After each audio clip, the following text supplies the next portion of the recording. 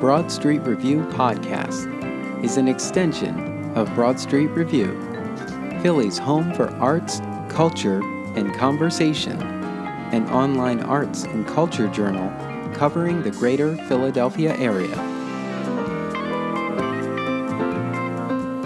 I'm your host, Darnell Radford.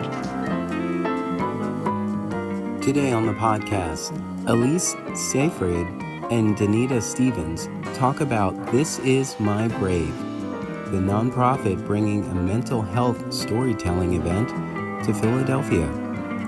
Here is my interview for This Is My Brave.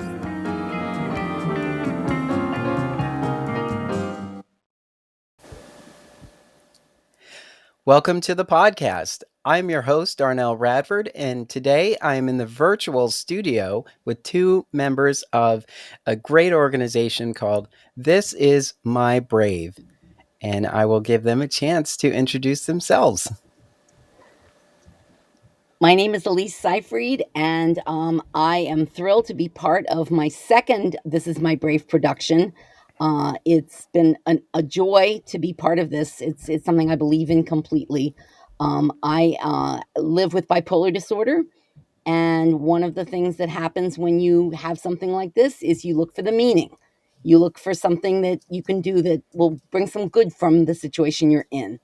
And I truly, truly believe that This Is My Brave does that for me and for so many others.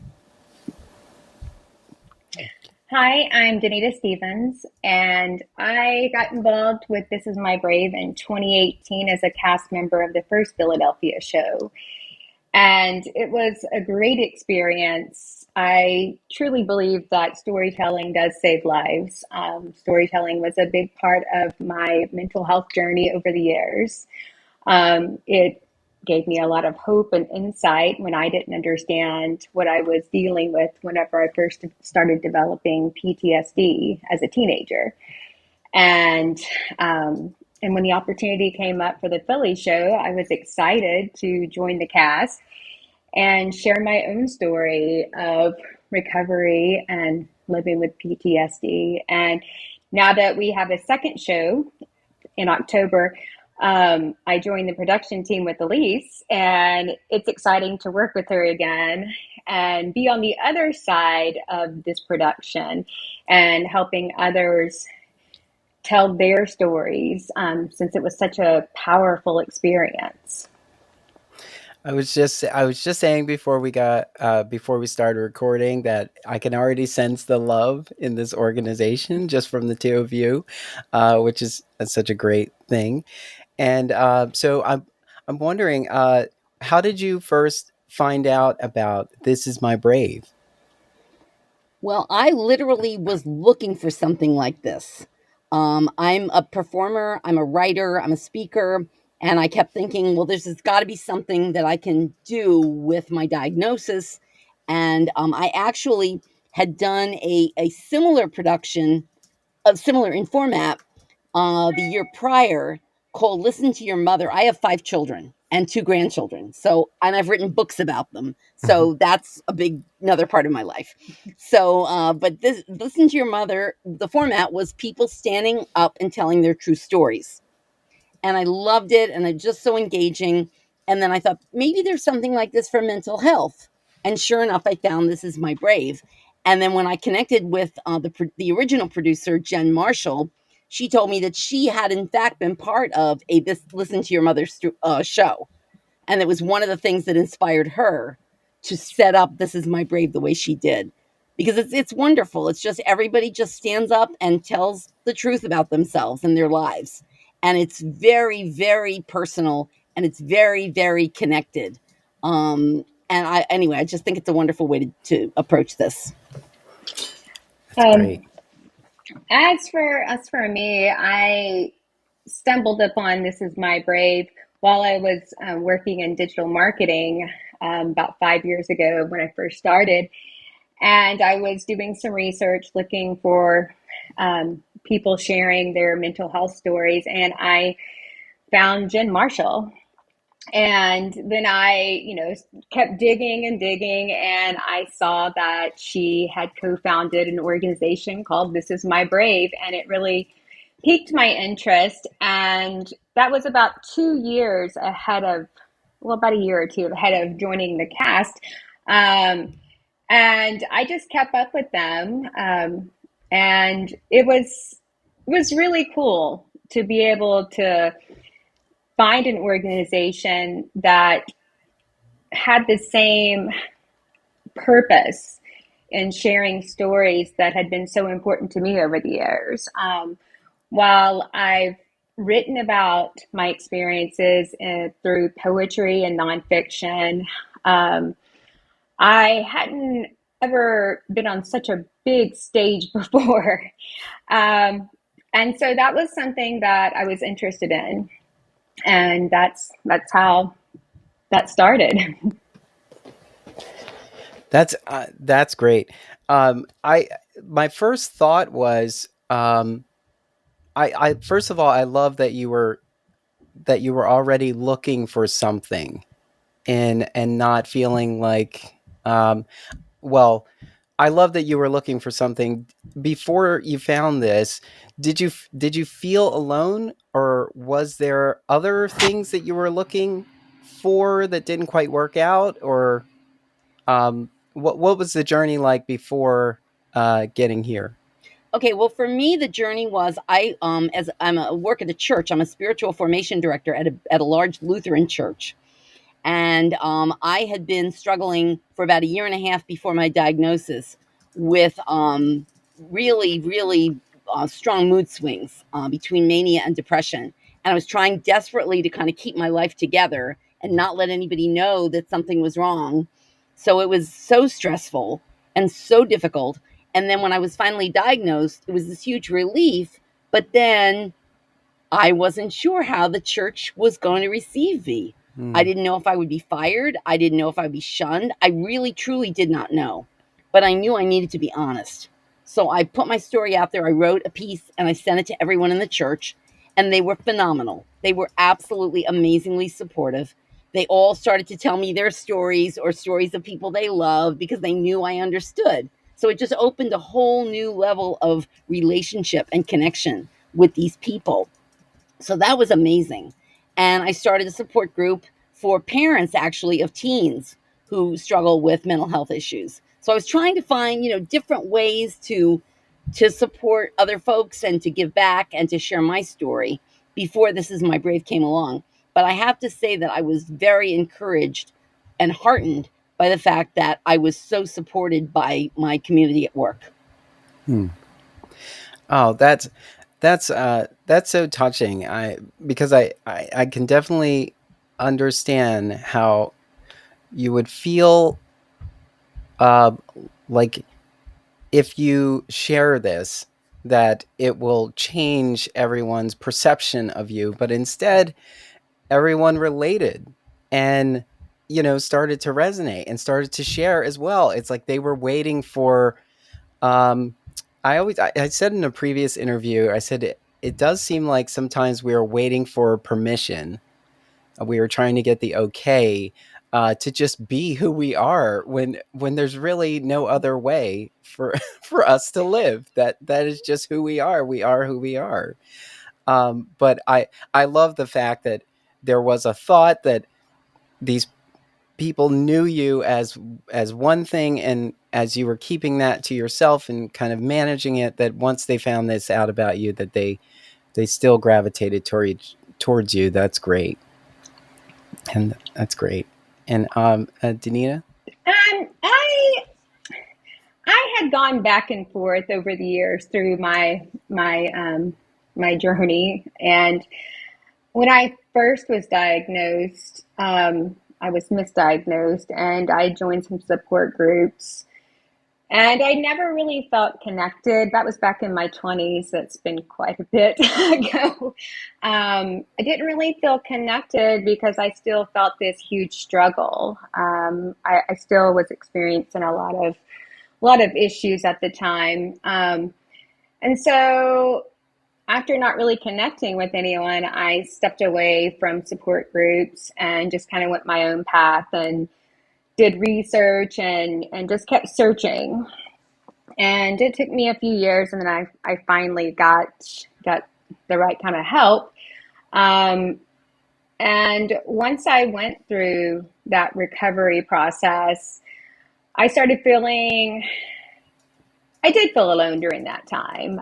It was a somewhat of an isolating experience, but at the same time, it was something that I needed to do. And then I started wanting to reconnect with community, um, and share my story to give back essentially what I had experienced in reading other people's stories. And that's what I was doing whenever I stumbled upon This Is My Brave. I discovered this organization that really spoke to what I was looking to do as well. Hmm.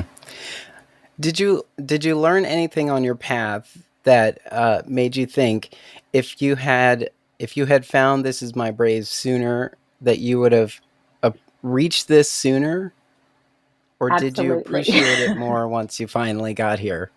No, this was great, and yeah, I certainly wish that I had known about it Mhm. earlier. Yeah. Hmm. Yeah. Yeah, I think I feel like now there's a whole lot of conversation around us being more open and sharing these things, because um, there is a time, especially thinking about Danita as a teenager. You're trying to find a way to sort of come into your own and sort of be whatever is uniquely you, and then you find out that there's so much of you that is relatable to other people. And you know we try so hard to be different when we're really all very much alike. There's so much of us, there's so much of us that we can share and kind of just celebrate, instead of looking at it as being something so off the wall, and you know something that the world would not accept of us. Right. Right. Yeah. Absolutely. That's something I'd shared with our production team, is that whenever we first connected as cast members in the first Philadelphia show, that we were all coming in with different life experience, different diagnosis. But yet, as we each told our story, we found commonalities. We found things that we could relate to, even despite how different we thought we were. We found connections just telling our stories. Hmm. And it was remarkable and just really, really affirming. And it sort of just gave this whole new sense of connection and community that I had been missing. Hmm. Can you talk about the uh, I guess the journey from audition to performance? What does that look like for someone who's out here and thinking, I'm interested, but I need to know more? Yeah, go ahead, Danita, because I came into it producing it. I ended up telling my story, but I was on the production end from the get go. So take it away. Um, that process is quite a journey. You start out really not really knowing what to expect, but having this urge. I mean, it's a combination of excitement, but also a little bit of, fear. You're not sure what to expect, but you you go through the audition, and it's a really personal experience. But Elise and Bill, who was the co-producer of the first show, they were so wonderful. They made me feel comfortable. I had never met them before, but yet, I come in for my audition, and they were great. They just made it very hospitable and easy to talk about something that I was still unsure about. And so you go through the audition process, and then once auditions are over, the cast is selected, and then you go through a series of rehearsals, and it's only three, and that kicks off with the cast member party, and everybody gets to meet each other, and that's fun. Everybody tells their story for the first time in that group, and it's amazing. It's amazing to hear stories that people are sharing, and seeing that they were just as scared to share as you are, but yet you can see like their body language change as they're telling their story, and as people react to their story. And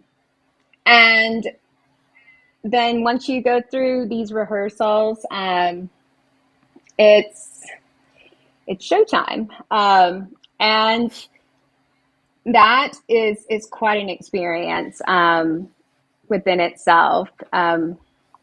So yeah, that's how we get there. We have so many resources within our own groups to help support the story. The cast members tell their story.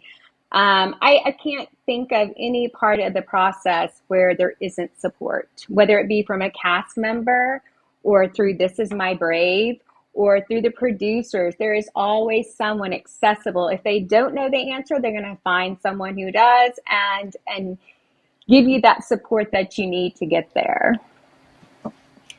I agree. There was a moment in that first rehearsal, I don't know if you remember, Danita, where one of our cast members got upset because it's an upsetting experience. I mean, it's very emotional. And someone just came and gave her a hug and just said, here. Yeah. And it made the difference it made in that room, because I think everybody was sort of near tears at that point for their own reasons.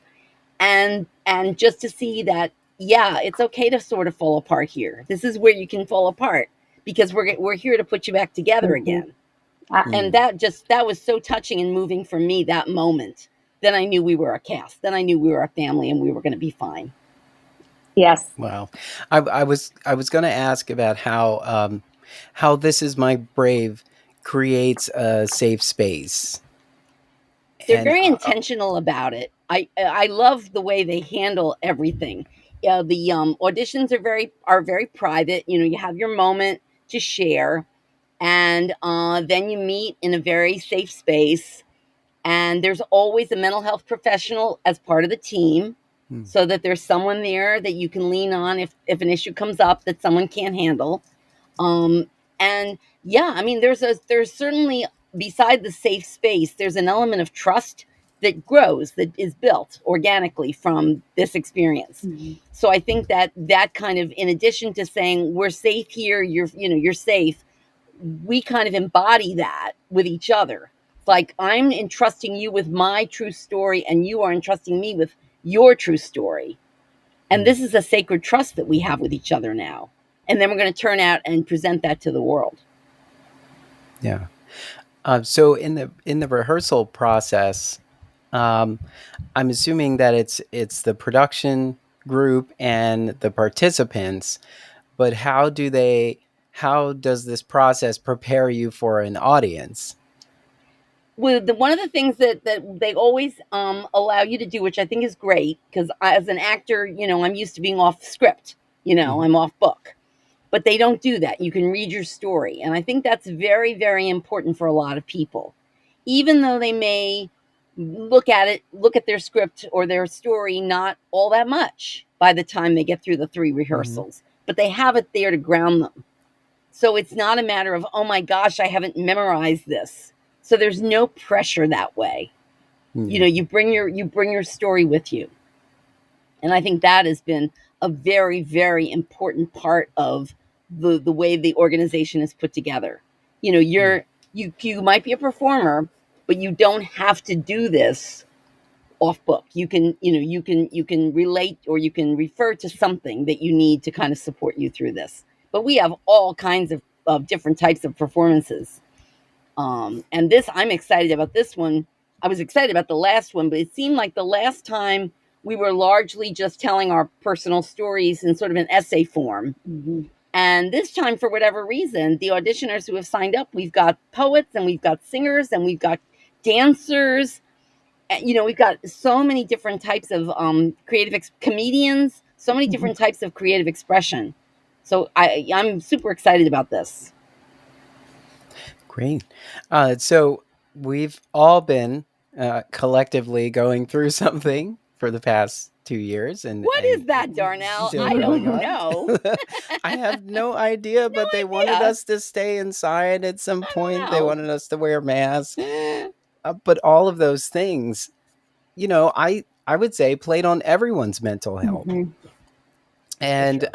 so I'm just wondering how you've managed to get to this point from the past 2 years or so. Tell me what your journey was like over the past 2 years. Um, well, mine mine was a little messy. Um, for anybody who's experienced trauma, this past 2 years has probably been a little bit harder than previous years because we've all been Hmm. experiencing a collective trauma that we don't know Yeah. that we haven't known how to handle. Um, and so it was a huge trigger. And for the first time in, wow, maybe 10 years, I decided it was time to go back to therapy. And once going through that for about 6 months, I was ready to kind of graduate again since I felt like I'd got enough maintenance work.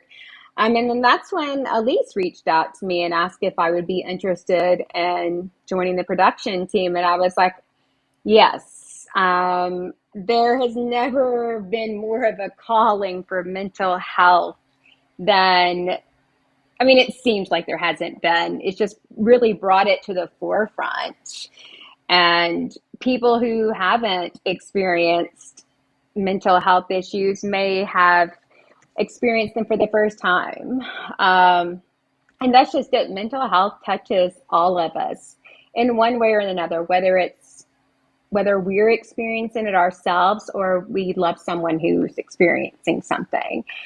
And so after going through these past 2 years, I was thrilled to join Elise and bringing stories to help others heal. Hmm. And Absolutely. And I'll piggyback on that. What Danita was saying about this kind of cumulative mental health crisis that we've been having as a world. People are experiencing depression, anxiety, panic attacks. They've never had this before. And I've written about this actually for a couple of publications where I'm saying this, guys, is an opportunity to show empathy. You may never have mhm. understood what it was like to have a mental illness before, but now you do. And don't forget this, because everyone, look around you. They look just like you, and they're not strange, and they're not to be shunned. They're having the kind of struggles that you're having for the first time. And I think Yeah.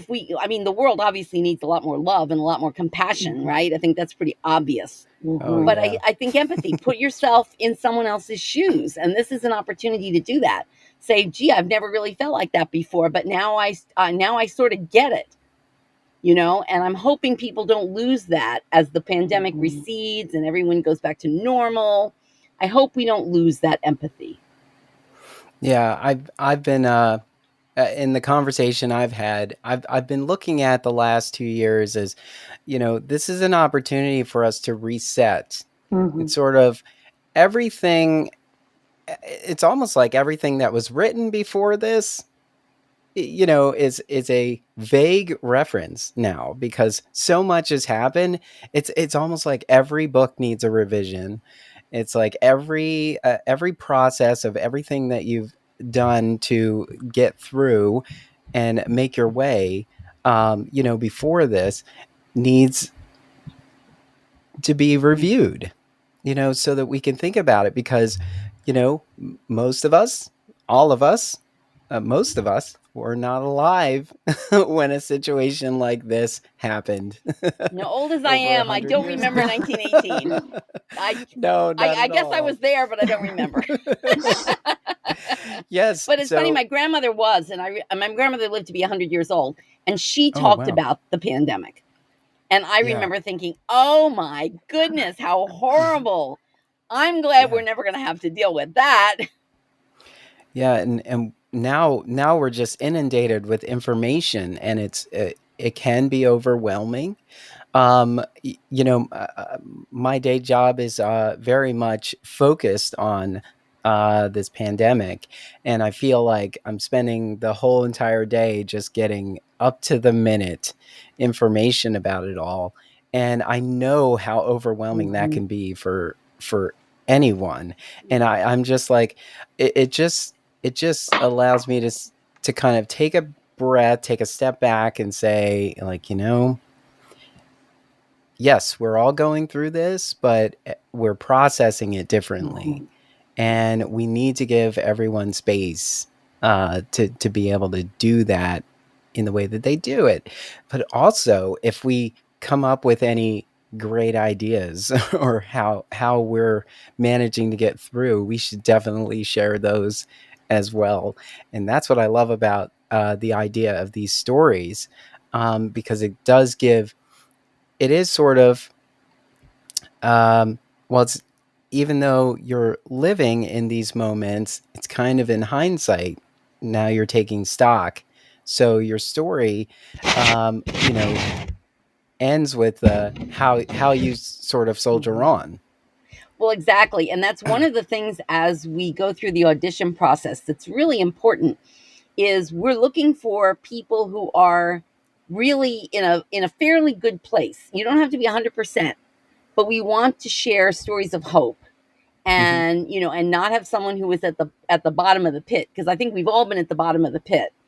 And when you're there, it's just you're like you're on a in survival mode, and it's all you can do to just get through. But when you come up out of that pit, that's when you can start to really see that your story has power and that you have the power and the ability to share it. So that's one of the things that we look for as producers is, how are you doing? And one of the ways we do that is we have conversations. Besides Hmm. having everyone read their piece, we chat with them, and we get a Yes. sense of where are you in your journey. And what's really lovely, what my experience was that the couple of people that we felt were a little fragile, maybe not quite ready, I was so worried about telling them. It was like, oh, how do you Mm. tell people that they're not going to be in the show? They were great. They were like, I know I'm not ready. So it was a non-issue. It really was. Well, I was just about to ask, what happens to um, the people and the stories that do not make it into the show? Well, we were very fortunate because we didn't have that many people try out, and the people who did try out were just phenomenal. Danita among them. And so the few people that we had to tell that they were not quite ready, they were just lovely people, and they deep down knew. I think you go through that and you sort of know that you're not ready for it. So there were no hard feelings. There was no, and I hope it'll be the same this time around as well. I think people self-select. You know what I mean? I Yeah. think they go like, oh yeah, I'm not quite there yet. And we Mhm. always say to them, please, your story is so important. Come back. Yeah. Let's let's do this again.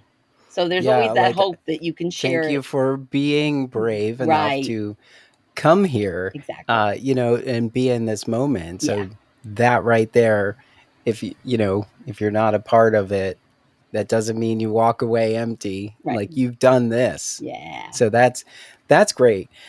Um, I wonder, if someone who, auditions, who doesn't make it, would end up attending the show. That's the hope. Yeah. And that's always that we're always encouraging that. Yeah. So I think it would be great to have them in the room, even if they're not on the stage. Hmm. That would be an amazing experience. So, so you're working as as we are chatting right now. We're getting ready for an audition block that's coming up. And can you talk a little bit about that? Yes, we have auditions starting May 7th, and then another one on the May 14th and May 15th. And they're 1 to 4 p.m. And um, we're looking for about 5 minutes of time. So it's not really, it feels like a short amount of time, but you can tell a lot in 5 minutes. So we're just looking for just a part of your story. And in order to sign up for these, you can either go to This Is My Brave Philadelphia on Facebook or the thisismybrave.org website and click on events, and there'll be a box there for the Philadelphia auditions, and clicking on that, it will take you to the link to sign up. We have a few slots left. They're filling up fast, which is really exciting. So yeah, so hopefully we we will get this all um, get this all rolled out. Okay, great. What? I'm sorry, lost my I train of can thought. relate. um. Oh, what would you say to someone who is unsure about sharing their story? I would say that it's one of the most important steps that you can take in your mental health journey. It does take some courage. It does take some prep, but it is such if you think you're ready, and again, some people are not ready, but I think it is so freeing to be able to stand there on a stage and say, this is who I am, and this is what happened in my life, and to realize that people are looking back at you and they're applauding and they're smiling and they're with you. And we always have a little reception afterward, and people get a chance to talk to you one on one, and it's just so affirming and so amazing. And I really would wish that, because I think one of the things about mental illness is you feel all alone. You feel very isolated. You feel like you're the only one who is struggling that way. And if you get involved with a project like this, you realize, no, you're not. You're not alone. And so I think, even though it's a push for some people, and it's not for everybody, I grant that. Some people just, they can't get up in front of people, and that's fine. But I think if you feel like you can do it, the rewards are huge. Yeah. And if you're uncertain, you can visit the website, thisismybrave.org. There are tons Mhm. of stories there, Yes. tons of beautiful stories there that can give you encouragement, inspiration, that can fill you with joy, that let you know that you're not alone in this journey. And we will have these links on our website as well. This is my brave. Elise, Danita, thank you so much for sharing. Thank you for taking the time to tell us a little bit about This Is My Brave and how your path ended here. Well, not ended here, ended up here and continues. And I think this is such an amazing outlet. Uh, we are, I mean, you've been here before. Philadelphia is very much a Mhm. storytelling city. Oh yeah. Oh We yeah. love to tell stories. There isn't a day that goes by where a story isn't being told on some kind of stage somewhere. And I don't know how society would exist without it. if we couldn't find a way to relate or to understand that we're not in this alone, that we would just feel so isolated, and we would feel like there's no path forward. So that this this production, this organization, is what I think a lot of people out there can really benefit from. And so I hope our listeners will take a chance and visit the website. Thisismybrave.org. It is very well laid out. You can click on the events tab at the top. We'll also put these direct links in our chat. I mean, not in our chat, in our show notes, so that you can participate for this audition. It's 5-minute audition. No, you can just ramble, and You if can you're do it. nervous, You can you do can it. start. I always say, if you're nervous, let us know. Just tell us, you know what? By the way, I'm nervous. Okay, great. Because there's something about confessing that just says, now that we all know, let's go. Let's move on. Exactly. Now we get Exactly. it. Well, thank you Yeah, so much yeah. for giving us this opportunity, Darnell. This is wonderful. And yeah, I would love people to come out and audition. I would love for people to support us in any way possible. We have different levels of support. If you have an organization or a corporation that would like to give us some financial support, that's possible. That's all on the Mhm. website. And come out to Ambler in October and see the show. Oh, yes, that's right. We all this chatting, and we All forgot this to talk chatting. about It's when the October show. 9th at the Ambler Theater. And Ambler is just a very immediate suburb of Philly on the train Hmm. line. Wonderful little town. And they have a Yes. wonderful restored movie theater, actually. That's like a Hmm. 1920s theater that they've totally restored. And it's a beautiful performing space. They take the movie screen and they move it back, and they have this huge stage. So that'll be our performing space. So That's yeah, great. yeah. So again, we'll have that information in the show notes, and you can find your way to be a part of this conversation, whether you are on that stage or just in the audience. But it'll be great. Elise Seyfried, Danita Stevens, thank you so much for taking the time, and thank you for showing us Thank you. you're brave. Thank you. Want to get involved with Broad Street Review? Head on over to our website at www.broadstreetreview.com and click Get Involved at the top. While you're there, help keep us running and click Donate to find out how. Connect with us on social media, on Facebook and Twitter at BroadST Review. Thank you for helping to keep the conversation going.